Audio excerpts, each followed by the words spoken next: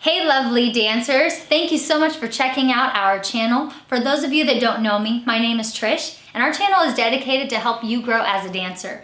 We do all kinds of videos from musicality, connection, leading and following, technique, and more. Today's video is going to be on connection in rumba. But first, I need to address the fact that I am in my apartment today and not in the studio. Typically, we would be doing these videos in the studio, but due to the coronavirus, we have a stay home, work home order, and I still wanted to be giving you this awesome information, even if it is from my home. So join me out on the floor. Let's get to it. We're going to be talking about connection of the arms to the spine in rumba. Okay, let's get to it. So the first tip that I want to give you today in doing arms in your rumba is first make sure that you have Cuban motion down, because the arm styling that happens should be a result from what your body is doing. And if your body is not quite moving in the right way yet, your arms are going to be disconnected and it's not going to look right. And it won't feel right either. So please look below. We have a link that's going to help you with Cuban motion. We already have done a video on that. Watch that, practice it, get it down, and then join us for our next two steps for today. So my second tip for you is to always have an awareness of your frame, okay? So even if you're not in your traditional closed frame with a partner, you always need to be focusing on creating space for yourself. And that even means that when we're doing arms, we're not collapsing the arm into our body to where it is actually like touching us, because that would be collapsing your frame and not maintaining space. It's not good, trust me. So what we want to do is think of doing our arm circles, which is going to go elbow, forearm, wrist, hand, and then we flip the arm over. So notice how your joints can move forward and back through the shoulder socket.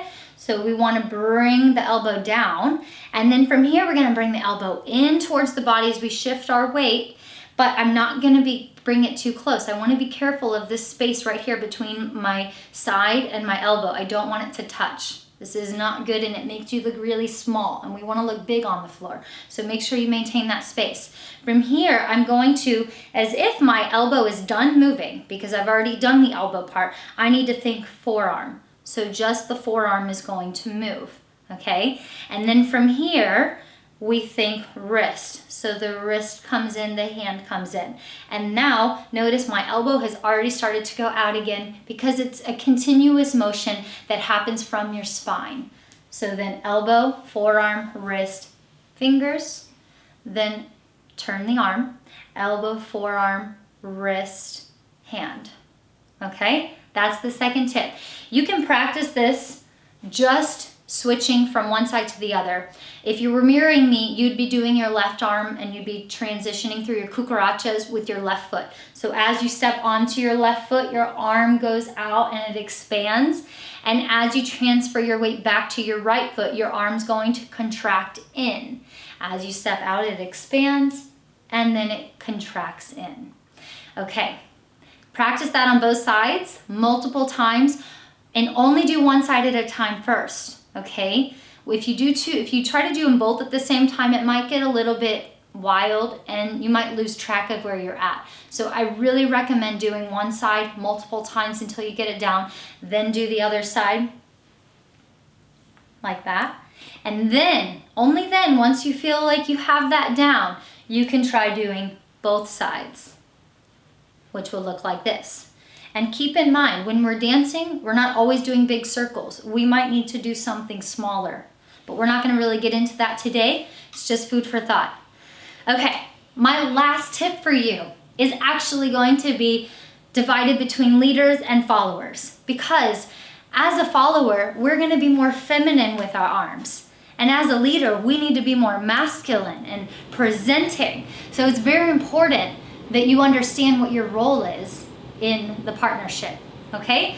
So when we're doing this as a leader, I want you to think of presenting as if you're presenting yourself and you're also presenting your partner. So we want to make sure that even if we're doing a palms down exercise like we did earlier, that your fingers stay together like this. We're not trying to flute or make them look very elegant and feminine at the end. We want to keep the fingers together, close, and the thumb can be down just a little bit, and the arm is going to have a little bit more curve to it, and it's in front of the body as if you're really trying to create all kinds of space. So we have that action and that. Or we're going to present it open as if we're saying, look at me and my partner and look how much space we can take. Okay? That's for my guys. Now, for my followers, we want to look more feminine and soft. Although, yes, we do hit strong lines and we can do powerful movements, we also need to soften it sometimes, especially if we're doing rumba. So we want to make sure that we know how to flute our hands. This is fluting. I don't have a pencil right now, but, well, maybe I do. I do. 1 second. I have a pen.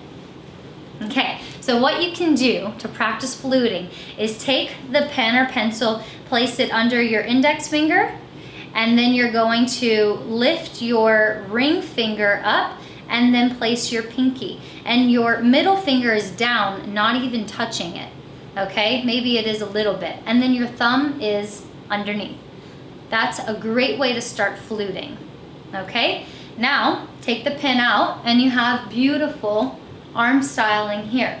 The pinky and index finger are the highest. The ring finger is slightly below. The middle finger is slightly below the ring finger, and the thumb is down.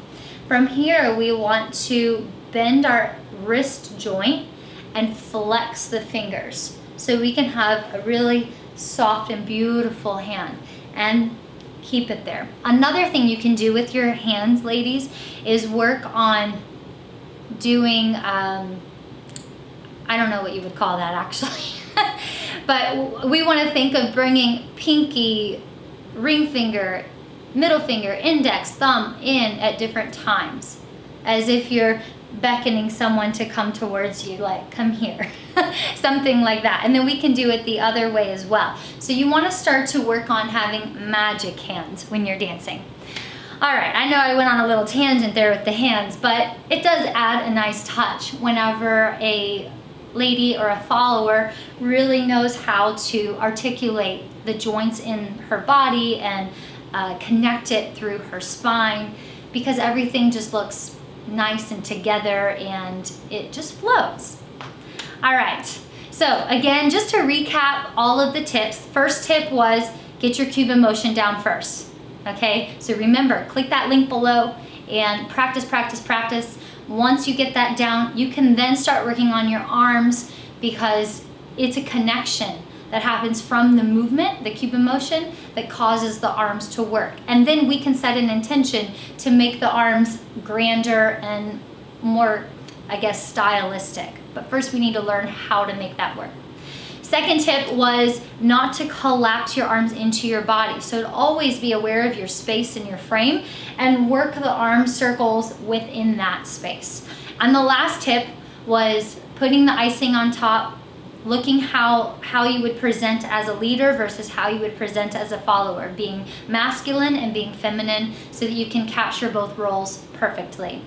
Guys, thank you so much for tuning in today. And just a reminder, we're going to be posting these videos every week, so stay tuned for the next one. Make sure you subscribe to our channel, and we look forward to seeing you soon.